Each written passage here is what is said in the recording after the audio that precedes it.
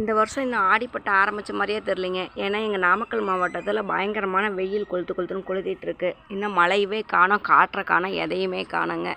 இருந்தாலும் நம்ம மாடி தோட்டத்தில் செய்ய வேண்டிய வேலையை செய்யணும் இல்லைங்களா? போட்ட விதைகள்லாம் ஓரளவு முளைச்சிருக்குது. முளைச்ச விதைகளுக்கு நம்ம பராமரிப்பு பண்ணணும். கொடி காய்கறிகளுக்கெல்லாம் கொடி கட்டி விட்ற வேலையை செஞ்சு வச்சுருக்குறேன். அப்புறம் தேவையில்லாத களைச்செடிகள், அதாவது களைச்செடிகள்னால் கீரைகள்லாம் இருந்தது, அந்த கீரைகள்லாம் ரிமூவ் பண்ணிவிட்டு இந்த கொத்தவரை நல்லா வளர்கிறதுக்கு ஏற்பாடு பண்ணி விட்ருக்குறேன். சில செடிகளுக்கு பந்தல் அமைப்பு வேணும். இந்த கொடி காய்கறி சிவப்பு காராமணி, அதுக்கு சின்ன ஒரு பந்தல் அமைப்பு போட்டிருக்குறேன். அழகாக அந்த தொட்டிக்குள்ளேயே ஒரு பந்தல் அமைப்பு போட்டிருக்கேன்.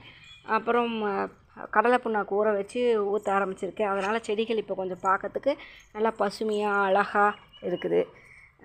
இந்த பேகு பார்த்திங்கன்னா வேஸ்ட்டு பேகு. அதை ரெடி பண்ணி ஒரு வருஷத்துக்கு உண்டான காய்கறி ஏதாவது ஒன்று வைக்கிறோம் இல்லைங்களா, அதுக்காக ரெடி பண்ணிக்கேன். தேவையில்லாத கீரைகள்லாம் எல்லாம் அறுவடை பண்ணியாச்சு இன்றைக்கி. ஏன்னா மற்ற செடிகள் நல்லா வளரணும் இல்லையா, அதுக்காக. நீங்கள் உங்கள் மாடி தோட்டத்தில் என்ன பராமரிப்பு பண்ணீங்க அப்படின்னு கொஞ்சம் சொல்லுங்கள். நன்றிங்க.